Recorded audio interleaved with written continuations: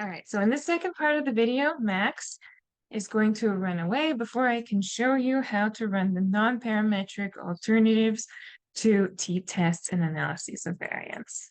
All right, very brave, Max. So,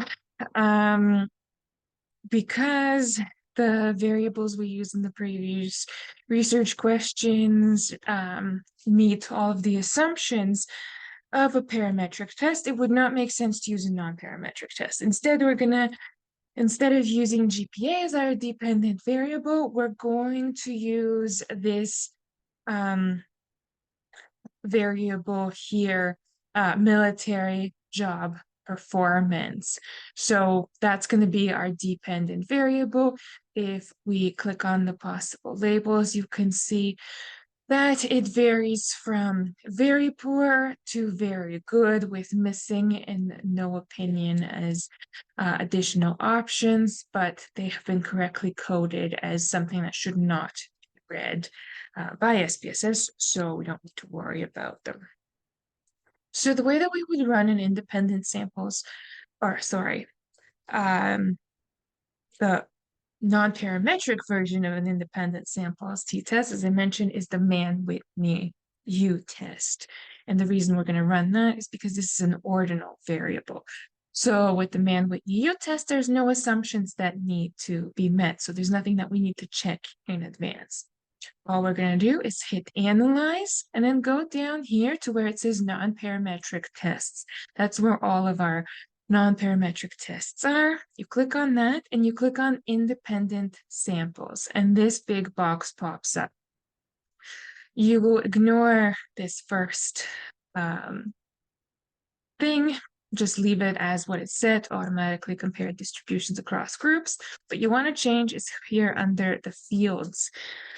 So under fields, we're going to put our ordinal dependent variable under the test fields, so military job performance. And under groups, we're going to put our dichotomous independent variable, right? For that, it was whether or not students had ever tried alcohol. So does students' rating on the effectiveness of the military differ based on whether or not they've ever tried alcohol. Under settings, we're going to select the exact type of test we want. So default is that SPSS chooses it for you. But SPSS is just not very good at choosing the right test. So instead, we're going to hit customize tests, and we're going to specifically select Mann-Whitney-U. And we're going to hit paste. That's all you need to do. Just hit Mann-Whitney-U, paste, and then go to your syntax file and run it.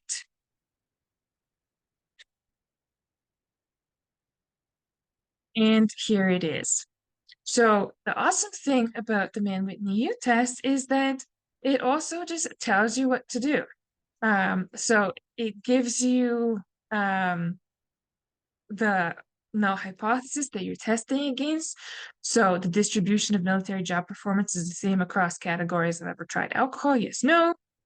And it gives you the significance value, and it tells you whether you need to retain the null hypothesis or reject it. And it says you should retain the null hypothesis because our significance value is higher than 0.05. So it helps with that interpretation of the findings. What you would be reporting in your write-up is this number here, the Mann-Whitney-U statistic, along with that significance value. It's given once here and once in that top table, and it also shows it to you as a very useful chart. So it's showing you the distribution of people who have tried alcohol and how they feel about the military, and the same for those who have never tried alcohol. And you can see that how they are distributed is basically the same, right? There's few people who have outright distrust of the military. Most are pretty trusting for both groups. The reason that these bars here are higher is because the sample of people who have tried alcohol is 743. It's much higher than the sample of people who have not tried alcohol. And then this again just breaks it down for you for each of the variables that you have into a chart. So this is the military job performance as a bar chart, and then the ever tried alcohol as a bar chart. Okay, let's now do the non-parametric version of analysis of variance. Again, we go to the same place, non-parametric tests, and we click on independent samples again. I'm gonna hit reset just to make everything start over from scratch. And I'll go over here to where it says fields to select my variables. Military job performance is going to be my dependent variable again, and this time it's that level of happiness that's going to be my independent variable, right? So I'm going to pop that over into groups, and under settings, this time the test I'm going to select is called Kruskal-Wallis one-way ANOVA. So this is the non-parametric version of a one-way ANOVA, and then leave the default option for multiple comparisons as is. Then I'm just going to hit paste, go to my syntax window, and run my new syntax.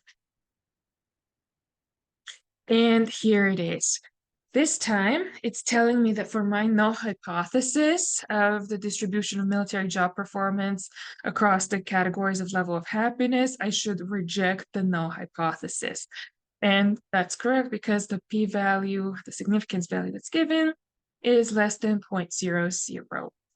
So what I'm going to report when I'm writing this up is this test statistic right here, 30.83, this degrees of freedom, and the significance value. And if we scroll down, we see some very useful charts already provided to us where we can see that those who are very happy tend to trust the military more than those who are pretty happy or not happy. And if we scroll down to where it says pairwise comparisons, we can see that that's where the significant difference is. So not happy versus pretty happy is significantly different. Same with the not happy versus very happy groups. And it gives us another couple of charts to show the same thing. And then again, as with the previous non-parametric test, it shows us the overall distribution of the two variables. The downside of this compared to the other parametric tests is it can't tell us exactly how much more very happy people trust in the military compared to pretty happy people. It tells us that it's significantly different, but not by how much more. So that's why non-parametric tests are not as useful in certain situations as the parametric tests. But when we're dealing with an ordinal dependent variable, this is the right test to use and still gives us some pretty important information. So the happier people are, the more likely they are to trust in the military. The less happy they are, the more likely they are to question the military's job performance. All right, that's it for the non-parametric tests. Again, you only need to run these if you pick an ordinal dependent variable for your research question this week.